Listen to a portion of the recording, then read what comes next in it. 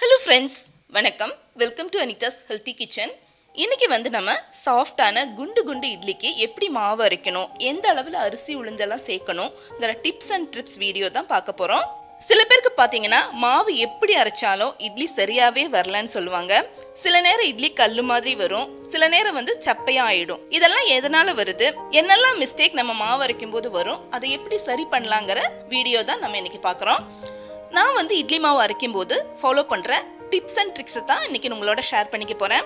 First tip என்னன்னு பாத்தீங்கன்னா, அரிசி உளுந்தோட குவாலிட்டி. முக்கியமா உளுந்தோட குவாலிட்டி ரொம்பவே முக்கியம். உளுந்து நம்ம புது உளுந்தா பார்த்து வாங்கிக்கணும்.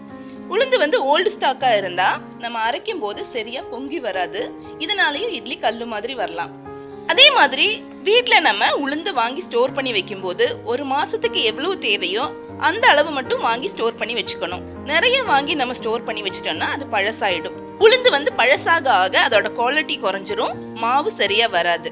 செகண்ட் டிப் என்னன்னு பாத்தீங்கன்னா, சில பேருக்கு இட்லி சப்பையா வரும்.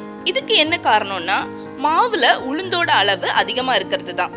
மோஸ்ட்லி நம்ம எல்லாரும் 4 கப் அரிசிக்கு 1 கப்ங்கிற அளவுல உளுந்த சேர்ப்போம். ஆனா சில சமயம் உளுந்து நல்ல குவாலிட்டி உளுந்தா இருக்கும், உளுந்து மாவு நல்லா காணும். நீங்க ஃபர்ஸ்ட் டைம் இட்லி மாவு அரைக்கும் போது இட்லி சப்பையா வர மாதிரி இருந்தா நெக்ஸ்ட் டைம் அரைக்கும் போது உளுந்தோட அளவை கொஞ்சம் கம்மி பண்ணிக்கங்க. ஒரு 2-3 டேபிள் ஸ்பூன் கம்மி பண்ணி சேர்த்துட்டீங்கன்னா இந்த மிஸ்டேக் சரியாயிரும். நம்மளோட இட்லியும் நல்ல சாஃப்டாவும் வரும். நெக்ஸ்ட் டிப் என்னன்னு பாத்தீங்கன்னா, அரிசி உளுந்து இது ரெண்டுத்தையுமே நம்ம கழுவுனதுக்கு அப்புறம் தான் நம்ம ஊற வைக்கணும். இந்த ஊற வச்ச தண்ணியில தான் நம்ம இட்லி மாவு ஆட்டணும். அதே மாதிரி வெந்தயம் சேர்த்து தான் நம்ம உளுந்த ஊற வைக்கணும். சில பேர் வெந்தயமே சேர்த்துக்க மாட்டாங்க உளுந்து மாவு அரைக்கும் போது. நீங்க வெந்தயம் சேர்த்து பாருங்க, அப்பதான் அந்த உளுந்து நல்லா பொங்கி வரும். ஃபோர்த் டிப் என்னன்னு பாத்தீங்கன்னா, நம்ம அரிசி உளுந்து அரைக்க யூஸ் பண்ற கிரைண்டர். நம்ம கிரைண்டர் நல்ல ஸ்பீடா மாவு அரைக்குதான்னு நம்ம செக் பண்ணிக்கணும். கிரைண்டர் மாவு அரைக்க ரொம்ப நேரம் எடுத்துக்கிற மாதிரி இருந்தா மாவு சூடாகி இதனாலையும் நம்ம இட்லி கல்லு மாதிரி வர சான்ஸ் இருக்கு. 2-3 வருஷம் தொடர்ந்து நம்ம ஒரே கிரைண்டரை யூஸ் பண்ணும்போது கிரைண்டர் கொஞ்சம் ஸ்லோவாக வாய்ப்பு இருக்கு. இதுக்கு காரணம் என்னன்னு பாத்தீங்கன்னா, கிரைண்டர் உள்ள இருக்கிற அந்த பெல்ட் லூஸ் ஆகுறதுனால தான் இந்த ப்ராப்ளம் வருது.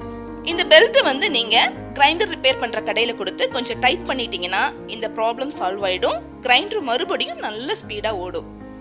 அடுத்து உளுந்த கிரைண்டர்ல சேர்க்கறதுக்கு முன்னாடி 1-2 மணி நேரம் ஃப்ரிட்ஜில் வச்சா மாவு நல்லா பொங்கி வரும்னு நம்மள நிறைய பேருக்கு தெரியும். நானும் இந்த டிப்பை உங்களோட ஷேர் பண்ணியிருக்கேன். ஒருவேளை நீங்க இந்த மாதிரி உளுந்து ஃப்ரிட்ஜில் வைக்க மறந்துட்டீங்கன்னா இதுக்கு என்ன பண்ணலாம்னா, நம்ம எல்லார் வீட்லயும் எப்பவும் ஃப்ரிட்ஜில் ஐஸ் கியூப்ஸ் இருக்கும். இந்த ஐஸ் கியூப்ஸ்ல ஒரு 6-7 எடுத்து நம்ம உளுந்து ஊற வச்ச தண்ணியில சேர்த்துட்டு இந்த தண்ணியில நம்ம மாவு அரைக்கும் போது மாவு சீக்கிரமா சூடாகாது. அதே மாதிரி உளுந்து நல்லா பொங்கி வரும் உங்களுக்கு. அடுத்த டிப் என்னன்னு பாத்தீங்கன்னா, உளுந்து அரைக்கும் போது பக்கத்திலேயே நின்று தண்ணி தெளிச்சு அரைக்கணும். நம்ம மோஸ்ட்லி எல்லாரும் தப்பு பண்றது இந்த ஸ்டெப்ல தான். உளுந்து சரியான பதத்துல அரைஞ்சிருக்குதான்னு பார்த்துட்டு நம்ம எடுக்கணும்.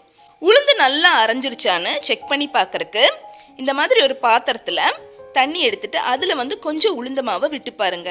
உளுந்த மாவு இந்த மாதிரி மேல நின்னுச்சுன்னா உளுந்து நல்லா அரைஞ்சிருக்குன்னு அர்த்தம். கையில எடுக்கும் போது உளுந்து மாவு வெயிட்டே இருக்காது. உளுந்து நல்லா அரைஞ்சிருச்சுன்னா பாத்தீங்கன்னா கையில எடுத்தீங்கன்னா வெயிட்டே இருக்காது.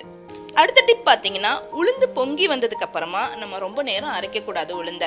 இந்த மாதிரி செய்யும் போதும் உளுந்தோட தன்மை மாதிரி இட்லி கல்லு மாதிரி ஆகிறதுக்கான சான்ஸ் இருக்கு.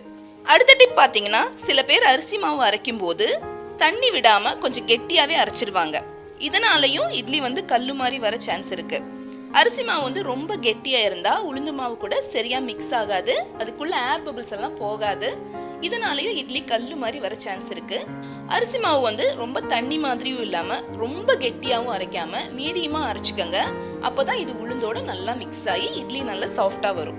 அடுத்தது, நம்ம இட்லி மாவு ஸ்டோர் பண்ணும்போது நம்மள சில பேர் செய்யற மிஸ்டேக் என்னன்னு பாத்தீங்கன்னா, ஒரே பாத்திரம் பெரிய பாத்திரமா எடுத்து ஊத்தி வச்சிடுவாங்க.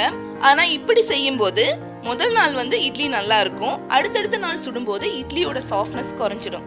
இதுக்கு என்ன காரணம்னு பாத்தீங்கன்னா, உளுந்து மாவு மேலையும் அரிசி மாவு கீழையும் தங்கிடும். நீங்க பெரிய பாத்திரமா இல்லாம இந்த மாதிரி 2-3 பாத்திரம் சின்ன சின்ன பாத்திரத்துல ஸ்டோர் பண்ணி வச்சீங்கன்னா மாவுல அரிசி மாவு இந்த மாதிரி அதிகமா கீழே சேராது. இட்லி நீங்க 2 நாள் கழிச்சு சுட்டா கூட சாஃப்டாவே இருக்கும். அடுத்தது கடைசி டிப் என்னன்னு பாத்தீங்கன்னா, மாவு 7-8 மணி நேரம் நல்லா ஃபெர்மெண்டேஷன் ஆனதுக்கு அப்புறமா இந்த மாதிரி மெதுவா மிக்ஸ் பண்ணிட்டு நம்ம இட்லி ஊத்தனா இட்லி வந்து நல்லா இருக்கும். நம்ம ரொம்ப அடித்து கலக்கணும்னா மாவில் இருக்கிற அந்த ஏர் பபிள்ஸ் எல்லாம் போய் இட்லி வந்து கொஞ்சம் சாஃப்ட் கம்மியாகிறதுக்கு சான்ஸ் இருக்குது. மாவு அரைக்கும் போது நான் ரொம்ப வருஷமாக யூஸ் பண்ணுற டிப்ஸ் அண்ட் ட்ரிக்ஸை தான் நான் இன்றைக்கி உங்களோட ஷேர் பண்ணிக்கிட்டேன். இது வந்து உங்களுக்கு யூஸ்ஃபுல்லாக இருந்ததுன்னா உங்கள் ஃப்ரெண்ட்ஸோட ஷேர் பண்ணுங்கள். அதோட சப்ஸ்கிரைப் பண்ணவும் மறக்காதீங்க.